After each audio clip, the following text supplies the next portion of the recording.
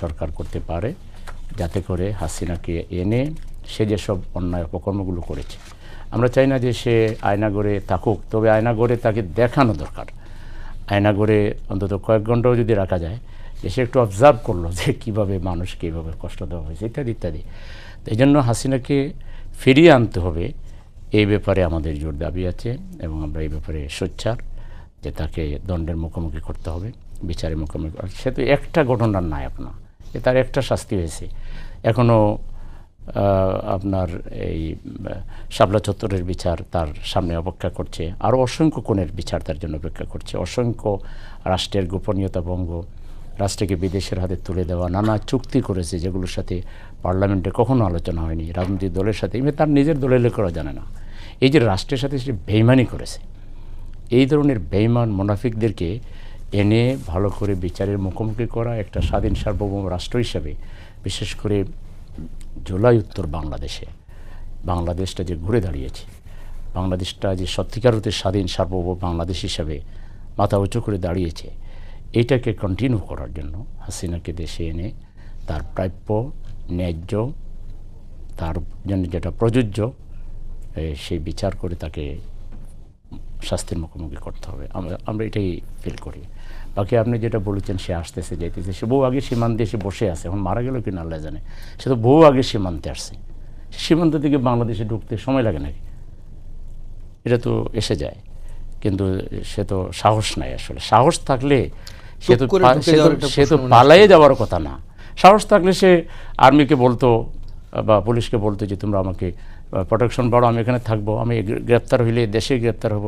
হোসেন মোহাম্মদ এরশাদের মতো লোককে যখন সেনাবাহিনী প্রস্তাব দিয়েছিল যে স্যার আপনাকে নিরাপত্তার জন্য বাইরে কোনো দেশে পাঠাই দিই, সে বলছেন না, আমার দেশেই মারা যাবে, বাইরে যাবো কেন?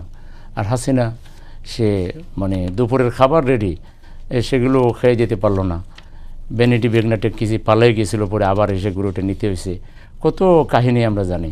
তো এখন সে ওখান থেকে চলে আসবে, এটা হলো তার দলীয় কর্মীদেরকে কোনো হয়তো তাদেরকে টিকিয়ে রাখার জন্য একটা অজুহাত হইতে পারে, এক ধরনের সস্তা বাহবানো। না, আমাদের নেত্রী এখনো সক্রিয় আছে।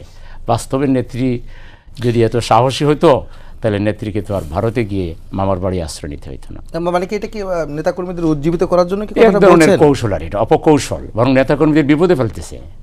এই দেশের মানুষ যে সহনশীল, তারা বলেছিল যে ক্ষমতা চাললে 1 লাখ লোক তাদের মারা যাবে, 5 লাখ লোক মারা যাবে। 1 লাখও বলছে, 5 লাখও বলছে, বিভিন্ন সময় বিভিন্ন কথা বলছে, একজনও তো মারা যায়নি।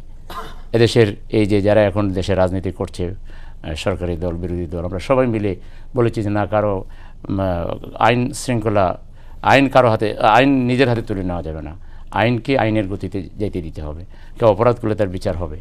আমরা তো দেশে কোনো কোন খারাপি হতে দেই নাই।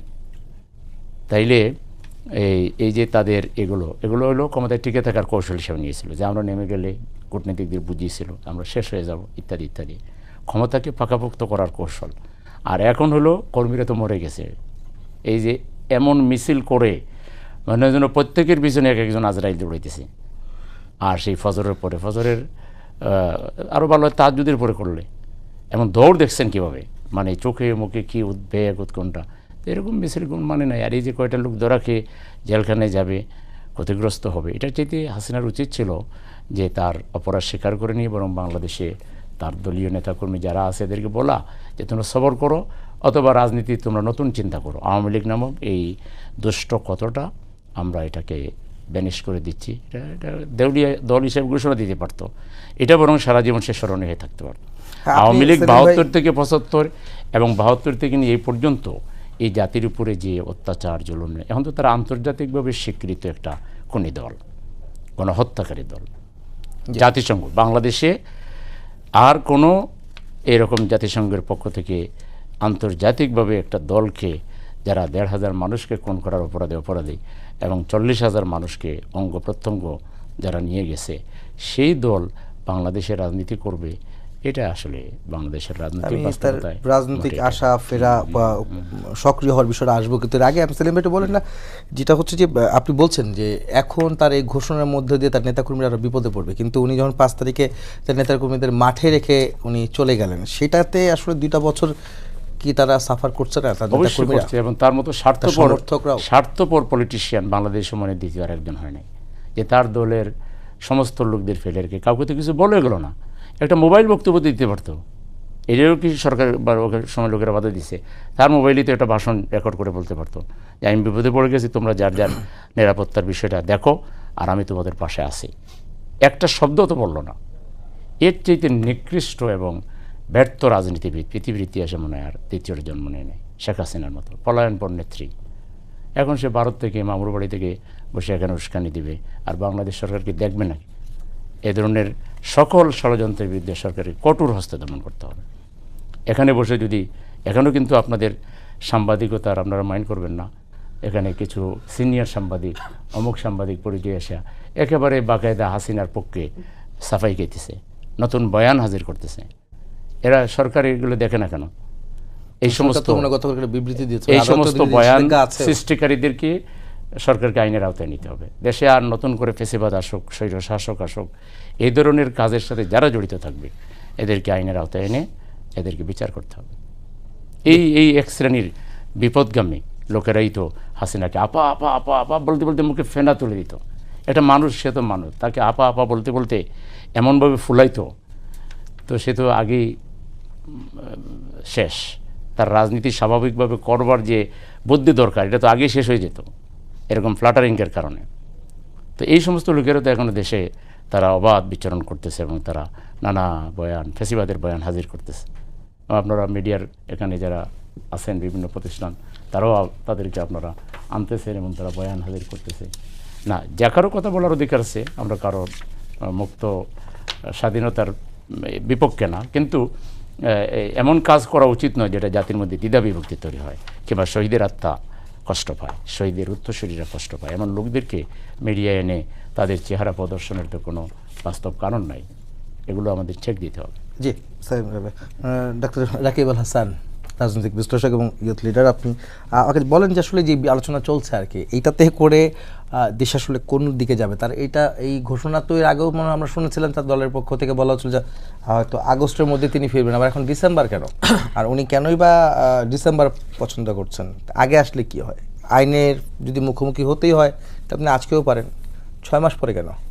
জি, আপনাকে ধন্যবাদ। আমার সহ-আলোচক এবং দর্শকদেরকে সালাম এবং শুভেচ্ছা। দেখুন, আমরা ছোটোবেলায় যখন রচনা লিখতাম, তো রচনার শুরুতে একটা ভূমিকা থাকতো, লাস্টে হচ্ছে একটা উপসংহার থাকতো, আর মাঝখানে অনেক বানোয়াট কাহিনী থাকতো আর কি। তো এই হাসিনার প্রেক্ষাপটে রচনার সূচনাটা হচ্ছে হাসিনা কখনো দেশে ফিরবে না, উপসংহার হচ্ছে হাসিনাকে সরকার চাইলেও দেশে ফিরতে পারবে না। এটা হচ্ছে সূচনা এবং উপসংহার। এবার আসি মাঝখানে বর্ণনাতে।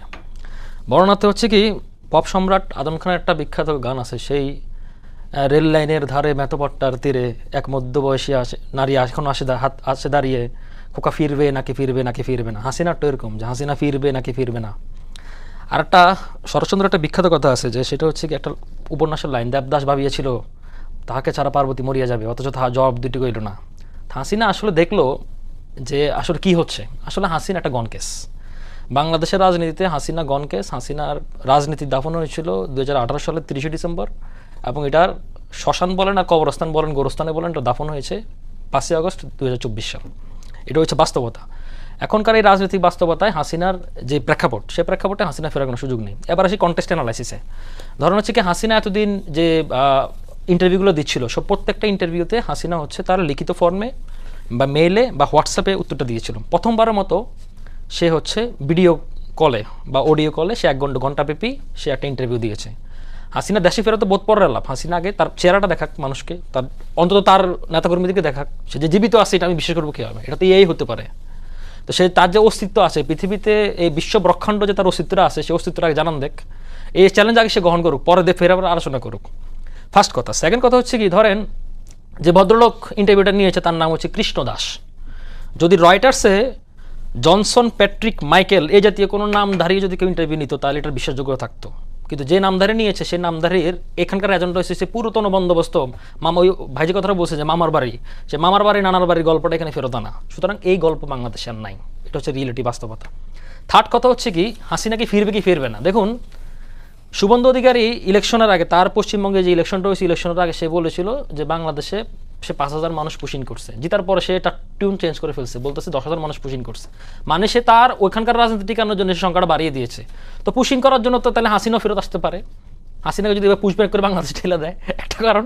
সেকেন্ড কারণ হচ্ছে হাসিনা ফেরার সম্ভাবনা দেখতেছি তার দৃষ্টিকোণ থেকে। সেকেন্ড কারণ হচ্ছে কি, দেখেন বাংলাদেশে কিন্তু এখন ট্যুরিস্ট ভিসা চালু করে দিয়েছে ইন্ডিয়া, তাই না, সর্বশেষ। তো এখন যদি বলে, যদি ভারত সরকার যদি কালকে উদ্যোগ নেয় যে ভারতে এতদিন ধরে যারা অবৈধভাবে তারা বসবাস করতেছেন বা যারা এখানে আমুই পান্ডারা রয়েছেন, তারা এবার হয় ভিসা লিগেল করে আসেন, নাহলে দেশে ফেরত চলে যান, তাহলে তার ফেরত আসার সম্ভাবনা আছে। এছাড়া হাসিনা ফেরত আসার কোনো সম্ভাবনা নেই। এবার আসলে লাস্ট কথায়, লাস্ট কথা হচ্ছে কি, হাসিনা দেখুন 3 আগস্ট তার যত আত্মীয় স্বজন রয়েছে, তার যে এক্সটেন্ডেড ফ্যামিলি যত কিছু রয়েছে, তাপস হইতে যা আছে, পরশমণি তাপসমণি যা আছে, সবাইকে 3 আগস্টে দেশ ছেড়ে চলে গেছে। এগুলো একেবারে ইমিগ্রেশন রিপোর্ট। তার কোনো আত্মীয় স্বজনের বাংলাদেশে নাই, কোনো অস্তিত্ব নাই। এই যে আমরা বলি 1000 বছর শ্রেষ্ঠ বাঙালি, যে 1000 বছর শ্রেষ্ঠ বাঙালি তো দেখেন সব বিদেশি নাগরিকত্ব ভরা। তো সে বিদেশি নাগরিকত্ব ভরা দেশে, তার জন্য কান্নাকাটির কেউ নাই। এখন সে এগুলো বলতেছে কেন, ওই যে কথা হচ্ছে রাজনীতি আপনাকে প্রাসঙ্গিক থাকতে হবে। রাজনীতির প্রাসঙ্গিক থাকার জন্য সে এখন তার নেতাকর্মীদেরকে ওই আরেকটা কথা হচ্ছে বিপদে ফেলার জন্য। দেখুন এই 2 বছর পরে এখন সে তার আসার এই বাস্তবতা কি বাংলাদেশে আছে? আপনি মনে করেন কোনোদিনও না বাংলাদেশে নাই। এবার আমি আপনাকে একটা কথা বলি, চ্যালেঞ্জ দিলাম আপনাকে ওপেন। ধরেন আজকে যদি কথার কথা মানে হাইপোথেটিক্যালি ধরেন আজকে যদি বিএনপি, জামাত, এনসিপি, দেশের সকল মানুষ যদি তাকে এই আশ্বাসও দেয় যে আপনি আসেন, আপনার প্রতি আমরা ইনসাফ করবো, আপনাকে আমরা জেলেও রাখবো না, আপনার সাথে আমরা একটা নেগোশিয়েশন করবো, তারপর শেখ হাসিনা আসবে না। এই চ্যালেঞ্জ আমি দিলাম। কারণ কি জানেন? কারণ শেখ হাসিনাকে ফিরতে হলে শেখ হাসিনা যে সাম্রাজ্য, সে শাহজাদি শেখ হাসিনা, সে শাহজাদি যুগ আর বাংলাদেশে নাই। কারণ এই বাংলাদেশে গুলো মীমাংসা হয়ে গেছে জুলাই আগস্টের মধ্যে দিয়ে। কারণ তার একটা হারুন লাগবে, তার একটা বেনজির লাগবে, তার একটা মামুন লাগবে। তার এরকম পেটোয়া বাহিনী না থাকলে, এই সেট আপ না থাকলে শেখ হাসিনা আসবে না। লাস্ট কথা আপনাকে বলি, যারা পলায়ন গেছে গণঅভ্যুত্থানের মুখে, তাদের ফেরার নজির খুব বেশি নাই। সে ফার্দিনান্দ মার্কোস হতে, রেজা শাহ পালভি থেকে শুরু করে যা যা আছে, ইদি আমিন হতে, কেউ দেশে ফেরত আসে নাই। আর শেখ হাসিনা ফেরত আসবে, শেখ হাসিনা বসে 80 বছর বা সে যেন ঘোষণা দিচ্ছে না যে নেতাকর্মীরা সব ফেরত আসবে। এই বিদেশে আরামায়েশের জীবন শেখ হাসিনা নাইলে ইন্ডিয়ান নজরদারির মধ্যে ওখানে আছে, কিন্তু যারা আরামায়েশে দিনকাল পার করতেছে আপনার দুবাইতে, লন্ডনে, বিভিন্ন জায়গায়, তারা কেন আসে এখন জেল খাটবে বলেন আপনারা? এই বাস্তবতা কি বাংলাদেশে আছে? শেখ হাসিনার বয়স এখন অ্যারাউন্ড 80।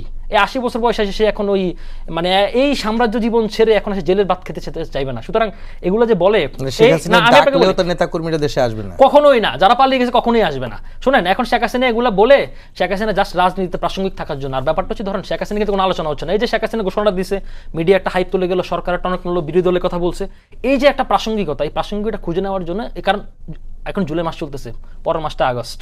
সুতরাং তার এই দগ্ধ ক্ষতটা মোছার জন্য সে এই একটা মানে কৌশল অবলম্বন, অপকৌশল বলতে পারেন, সেটাকে সে আসলে বেছে নিয়েছে। এটার আসলে কোনো প্রাসঙ্গিকতা নাই। এবং এগুলো বলে আসলে শেখ হাসিনা আসলে ধরুন ওই ঘর পরা গরু সিঁদুরের ম্যাগ দেখলে ডরায়। আর হচ্ছে কি ধরুন ওই অন্ন বাস যখন আপনার সবকিছু বেড়ে যায়, খড়কুটো ভেসে, তখন এটাকে বেঁচে থাকার লাস্ট আঁকড়ে ধরার যে একটা কৌশল বা অবলম্বন, তো সেটা এখন এই যে বন্যা ভেসে যাচ্ছে, তার রাজনৈতিক বন্যা বহু আগে বেশি গেছে। বাংলাদেশে এগুলা চলে না, বাংলাদেশে এগুলো মীমাংসিত হয়ে গেছে। আর এখানে শেখ হাসিনাকে ফেরত আনতে পারবে কিনা, লাস্ট কথা হচ্ছে কি শেখ হাসিনাকে এই সরকার চাইলেও ফেরত আনতে পারবে না। কারণ কি আপনি প্রত্যাবর্তন চুক্তি বলেন, বন্ধু বিনিময় যত চুক্তি বলেন না কেন, শেখ হাসিনাকে ভারত কখনো ফেরত দিবে না। এই দালাল আমাকে তো শেখ হাসিনা ইন্ডিয়া ফেরত দেয় না, শেখ হাসিনা কেন ফেরত দিবে না? শেখ হাসিনা ফেরত দেবে না এই অর্থে, কারণ হচ্ছে কি শেখ হাসিনার মতো আরেকটা যদি আদা কিনছি শিখি এই জাতীয় কোনো যদি ফেসি যদি বাংলাদেশে এই ভূখণ্ডে যদি উৎপাদন করতে হয়, তাহলে তার সাথে বিট্রে করা হবে। আর শেখ হাসিনা কাছে শেখ হাসিনা তো বলেছে আমি ভারতকে অনেক কিছু দিয়েছি, সেগুলো মনে রাখবে, আমি তো কিছুই চাই না, আমাকে তো কিছু দেয়নি। তো এই লাস্ট পর্যন্ত তাকে এটা দেওয়ার জন্য শেখ হাসিনাকে ইন্ডিয়া কখনো ফেরত দেবে না। সুতরাং শেখ হাসিনা একটা গনচাপ্টার, এটাকে নিয়ে আসলে আমরা আলোচনা করার কোনো মানেই আমি দেখি না। এটা আলোচনা করার অর্থ হচ্ছে কি তার উদ্দেশ্যটা হাসিল করা, এছাড়া কিছুই না। মুন্নি আপা, আপনার কাছে একটা প্রশ্ন থাকছে যে মিয়া গোলাম পরওয়ার, জামাতের সেক্রেটারি জেনারেল, তিনি বলেছেন যে সরকারের মধ্যে একটি অংশ আওয়ামী লীগকে পুনর্বাসনের জন্য পরিকল্পিতভাবে কাজ করছে। এই অভিযোগের আসলে ভিত্তিতে আছে কিনা? সরকারের কোন অংশ, যিনি কাকে ইঙ্গিত করছেন? আমি ভাইকেও, সেলিম ভাইকেও প্রশ্নটা রাখবো যে কেন উনি বলেছেন, আপনি যদি বলে নিতেন। এটা তো গোলাম পরওয়ার সাহেব এটার উত্তর সবচাইতে ভালো দিতে পারবেন, যেহেতু ওনার কাছে নিশ্চয়ই কোনো সুনির্দিষ্ট কি তথ্যটা আছে, কি প্রমাণ আছে, কিসের ভিত্তিতে উনি এইরকম একটা মন্তব্য করলেন, সেটা আমি তো একজন রাজনৈতিক কর্মী হিসেবে এটার উত্তর খুঁজে পাচ্ছি না। আমি মনে করি যে দেখেন, বর্তমানে যেই এখন আমাদের পরিবর্তিত রাজনৈতিক পরিস্থিতিতে আমরা যেই জায়গাটায় দাঁড়িয়ে আছি, এখানে আওয়ামী লীগ তারা হয়তো বা চেষ্টা করছে বিভিন্ন তাদের বেশভূষা বদল করে বিভিন্নভাবে ফেরার জন্য, কখনো এই হিসাবে, কখনো সেই হিসাবে, আমরা যেমন সোশ্যাল মিডিয়ায় দেখি প্রায়শই, এবং এটার একটা প্রোপাগান্ডা আছে। কিন্তু আমার কথা হচ্ছে কি, যেই দমন পীড়ন, যেই গুম খুন, যেই অত্যাচার নির্যাতন ভয়ের সংস্কৃতি তারা কায়েম করেছিল ফ্যাসিবাদ হাসিল করে, সেখানে বাংলাদেশের মানুষ আর ফিরতে চায় না। আজকে পরিবর্তিত যেই রাজনীতি, আজকে যেই একটা অসম্ভব পজিটিভ একটা যে ওরা আমাদের মাননীয় প্রধানমন্ত্রীর আমরা দেখছি কৃচ্ছতা যেখানে সাধন করা হচ্ছে, যেখানে সমস্ত অপচয়কে রাষ্ট্রীয়ভাবে সরকারিভাবে আপনার নিরুৎসাহিত করা হচ্ছে, সেখানে ফ্যাসিবাদের স্বভাবই হচ্ছে আপনার মিথ্যা ছড়ানো, ফ্যাসিবাদের স্বভাবই হচ্ছে আপনার একটা ওই অপপ্রচার, যেমনভাবে আমরা অতীতেও দেখেছি যে মিস ইনফরমেশন ডিসইনফরমেশন দিয়ে একেবারে ভরিয়ে দিয়েছিল। এখন সেই প্রোপাগান্ডা দিয়ে মানুষকে বিভ্রান্ত করা একটা স্থিতিশীল যেই একটা অবস্থায় আমরা আছি, বাংলাদেশের মানুষের যে একটা আস্থা এবং বিশ্বাস তৈরি হয়েছে অন্তর্বর্তী সরকারের পরে এই নির্বাচিত সরকারের উপরে, কারণ আপনি জানেন যে ইন্টারিম গভর্নমেন্টের সময় কিন্তু নির্বাচনটা হবে কি হবে না এটা নিয়ে একটা ধোঁয়াশা তৈরি করেছিল সাকসেসফুলি, এবং সেটার মধ্যে যারা এটার স্টেক হোল্ডার্স কিংবা সুবিধাবাদী অংশ যারা ছিল 5ই আগস্টের পর থেকে এটা সবাই মিলেই তারা করেছিল। এখন সেই রকম একটা অবস্থায় আওয়ামী লীগ তারা যদি মনে করে যে এই সোশ্যাল মিডিয়ায় কিংবা একটা ইন্টারভিউ দিয়ে গণমাধ্যমে তর্জন গর্জন করে যে 5ই আগস্টের পর গণ অভ্যুত্থানের পর এই নতুন বাংলাদেশ, এই নতুন যেই একটা অবস্থায় আমরা দাঁড়িয়ে আছি পরিবর্তিত বাংলাদেশে, পরিবর্তনের যে বাংলাদেশ, সেখানে যে কাউকে তারা ভয় দেখাবে আমি মনে করি না। এতে বাংলাদেশ মানুষ এখন অনেক বেশি সচেতন, এবং ফ্যাসিবাদ তারা রং হয়তো পাল্টাতে পারে যে আজকে লাল কালকে নীল, কিন্তু ফ্যাসিবাদ ফ্যাসিবাদী। আর ওই পারোয়ার সাহেবের কথায় যদি আবার আসি, পারোয়ার সাহেবের অতীতেও আমরা বিভিন্ন মাঝে মাঝে কথাবার্তা দেখেছি। এখন আমি মনে করি এটার আমার জামাতের যে ভাই এখানে আছেন রিপ্রেজেন্ট করছেন বিরোধী দল, তারা বিরোধী দলেরও একটা কনস্ট্রাকটিভ একটা ভূমিকা, বিরোধী দলও they are also part of the government, এবং সেখানে কনস্ট্রাকটিভ ক্রিটিসিজমকে আমাদের দল আমরা সব সময় আপনারা দেখছেন যে আমরা কিভাবে তাদেরকে সাধুবাদ জানাচ্ছি যে আপনারা বলেন কনস্ট্রাকটিভ ক্রিটিসিজম আপনারা করেন। তার অর্থ ভাই এইটা না যে যেই কথাটা উনি বলেছে সরকারের কোনো অংশের ভেতর যে আমাদের কে আছে, কোথায় আছে, কিভাবে আছে, কেন তারা ওই পতিত স্বৈরাচারকে আমরা ওয়েলকাম করব, কেন আমরা পতিত স্বৈরাচারকে ফিরিয়ে এনে কি আমরা লাভবান হব, কি আমরা আপনার আকাশের মাথায় উঠে যাব, এটা আমি ভাই বুঝতে অপারগ। ওই কারণেই আমি মনে করি যে এটার যথেষ্ট ওনার কাছে নিশ্চয়ই ইনফরমেশন আছে সঠিক, সেটা আমার জামাতের ভাই সেই ইনফরমেশনটা দিয়ে জাতিকে উদ্ধার করবেন। জি সেলিম ভাই, আপনি আসলে এর উত্তর কি দেবেন? আমি একটু কোট করতে চাই, সেটা হচ্ছে যে বিবিসি বাংলাকে মিয়া গোলাম পরোয়ার বলেছেন, ক্ষমতাচ্যুত শেখ হাসিনার বক্তব্যের পেছনে একটি অন্তর্নিহিত রহস্য এবং ষড়যন্ত্র যেমন থাকতে পারে, সেখানে দেশের অভ্যন্তরীণ রাজনীতির কেউ এই ষড়যন্ত্রের অংশ হতে পারে। এই আসলে অন্তর্নিহিত রহস্য এবং ষড়যন্ত্র কেন দেখছেন, এবং অভ্যন্তরীণ রাজনীতি কারা কারা আসলে এই ষড়যন্ত্রের অংশ হতে পারে, এই সংখ্যাটা কেন আসলো, কেন তিনি এই কথা বললেন? দেখেন, তিনিও ডেফিনেটলি বলেন নাই, তিনি আশঙ্কা প্রকাশ করেছেন। তিনি একজন পলিটিক্যাল লিডার হিসাবে বা বিরোধী দলের নেতা হিসাবে, বিরোধী দলের একজন নেতা হিসাবে তিনি হয়তো নানা সার্কামস্টেন্স থেকে ডাইরেক্টলি কথাটা তিনি বলেননি, কথাটা ইনডাইরেক্টলি বলেছেন। ইনডাইরেক্টলি রাজনীতিতে কথা বলতে হয় এই জন্য যদি এরকম কিছু থাকে, এটা হলো সরকারকে সতর্ক করা, সরকারকে জাগ্রত করা, সরকারের বিভিন্ন ইন্টেলিজেন্সকে, বিভিন্ন স্টেক হোল্ডারদেরকে একটু মেসেজ দেওয়া যে যদি এরকম কিছু থাকে তারা যেন সজাগ হয়। সবসময় বিরোধী দলের কথাগুলো এই জন্য হয় না যে বিরোধী দল সরকারকে ঘায়েল করতে চাচ্ছে, হতে পারে বিরোধী দল সরকারকে হেল্প করতে চাচ্ছে, হতে পারে। উনি তো বলেন নাই যে বিএনপি এইভাবে একেবারে ডেফিনেটলি বলেন নাই, উনি কিছুটা ইনডেফিনিট কথা বলেছেন। রাজনীতিতে কথাগুলো কখনো কখনো কাজে লাগে। আমরা যে আগে বলতাম যে আওয়ামী লীগ দেশকে বিক্রি করে দিবে, দেশকে বিক্রি, তখন বলতো আরে এই জামাতের আর কোনো খায়া কাজ নেই, খালি কিন্তু বিক্রি করে নাই দেশ। আমাদের বন্দর দিয়ে দিয়েছে, আমাদের আখাউড়া রেল লাইন করেছে, তার শ্রমিক, তার সব কিছু, আপনি শুধু ঋণ আনছেন, ঋণটা পরিশোধ করতে হবে। মানে দেশকে একটা গোলামির নিগড়ে নিয়ে গিয়েছিল। আমরা যেটা বলেছিলাম এটা তো শেখ হাসিনা তার শাসনামলে প্রমাণ করেছে। তো এরকম রাজনীতিতে কিছুটা স্পেকুলেশন যেটাকে বলে, কিছুটা অগ্রিম মন্তব্য যেটা হতে পারে ধরে নিয়ে কিছু কথাবার্তা বলা হয়, এটা সব যে একেবারে ভুল হয়ে যায় এরকম হয় না, অনেক কিছুই এর বাস্তবতা আছে। আর এখানে আমি কিছু যোগ করতে চাই। জি। আমাদের বিএনপির আপাতত বল আমার কোর্টে দিয়ে দিচ্ছেন। প্রথম হলো যে দেখেন এই বিচারটা একটা গতিতে আগাচ্ছিল, এই খুনিদের বিচার এবং এগুলো তদন্ত খুব ভালোভাবে আগাচ্ছিল।